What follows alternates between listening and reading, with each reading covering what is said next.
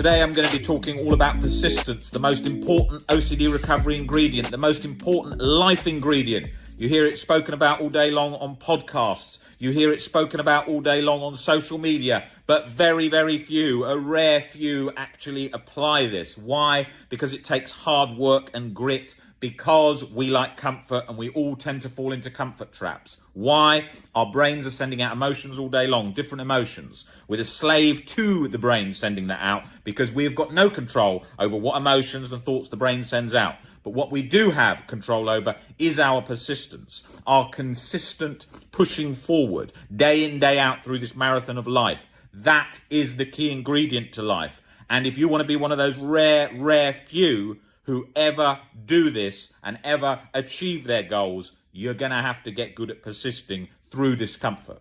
When I wake up, I don't care how I feel. I get on with the day.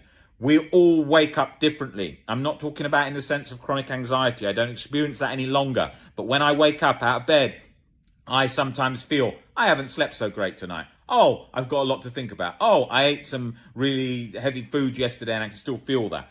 All these things humans go through.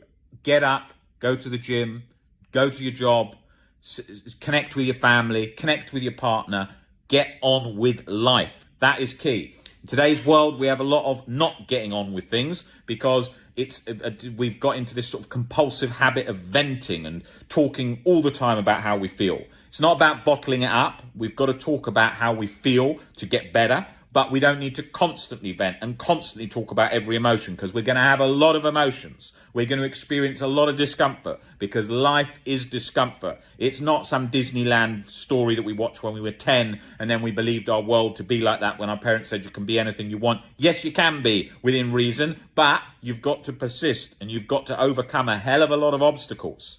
Okay, social media is a place where everyone can just type in 2 seconds some amazing thing about what they want to do and what they want in their life. But the application requires sitting in the room, working, no one seeing the result over and over, feeling uncomfortable emotions. And that is what life has got a lot of in it. So we're going to have to do that. Life hits hard. And life is not going to be how you want it to be. And bosses aren't always going to be friendly. And I know we live in this culture today where we talk all about exactly how we feel about everything, which has got its pros and cons. But in lots of work environments, it does involve sort of knuckling down and getting on with the job, even when it's very difficult and stressful, because jobs by nature are. And when I see people and they're saying, oh, I've left about 5 jobs and I'm taking more and more time off because of OCD and anxiety, that's the first thing that needs to change. Because by learning to persist in the face of difficulty is building frustration tolerance. And that's the same with the recovery journey, because people often think, oh, if I read this book and do these exposures, then I'll be back to normal, or I should, and the universe owes it to me. The universe don't owe you shit. And that's a reality check that we all have to have, because the universe isn't listening like that. There's plenty of books that make out, oh, just ask the universe for this and it will come. I wish day in, day out for OCD recovery.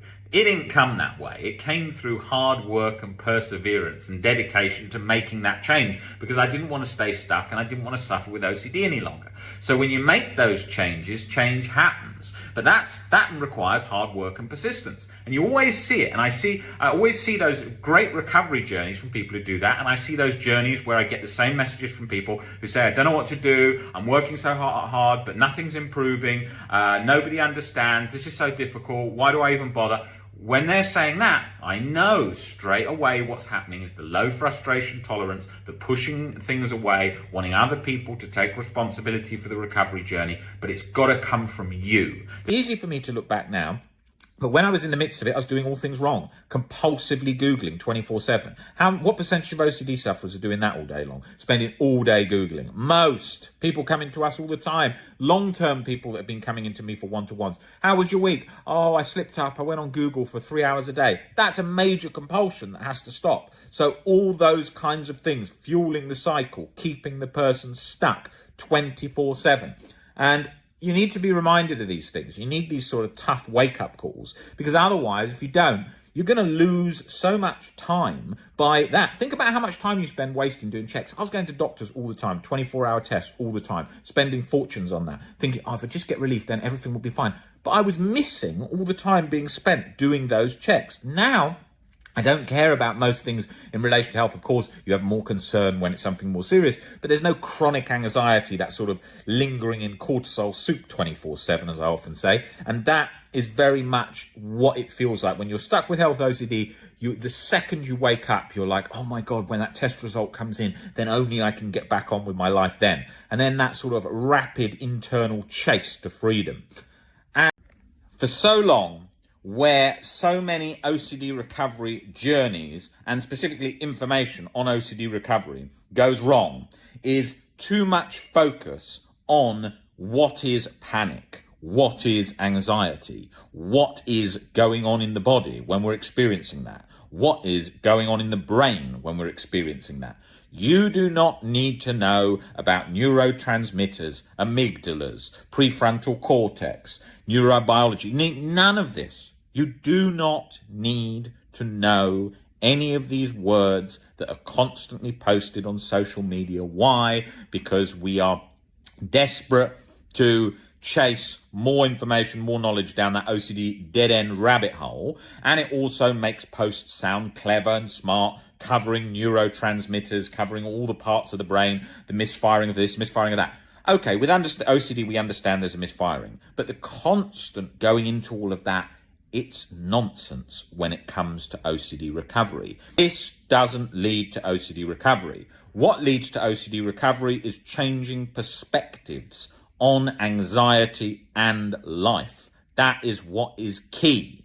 But the problem is we tend to go down this rabbit hole of needing more info. Do you know how much info I was chasing when I was trying to recover? Constantly learning about the brain. Okay, where exactly is OCD? Oh, it must be in this part. Even at some points thinking if it's in this part and I tap my head, maybe I will stop it from repeating. All kinds of nonsense, because everywhere I was reading, it was amygdala. I was thinking, what the fuck is this amygdala? Why can't I just get in there and yank this amygdala out? Can't I have this amygdala removed, surgery, all this kind of stuff? That was the problem. It gives you an understanding of what's going on when you hear these things like faulty smoke alarm signal going off and so on. You think, that makes sense, what's going on? But after that, it becomes a huge compulsion, because people are like, okay, I've got to quickly relabel this and move on, and it's not moving on, and the fire alarm signal's going off, and how do I get forward, and how do I move forward? And then they get scared, and then they get stuck, and then they feel hopeless, and all of that goes on.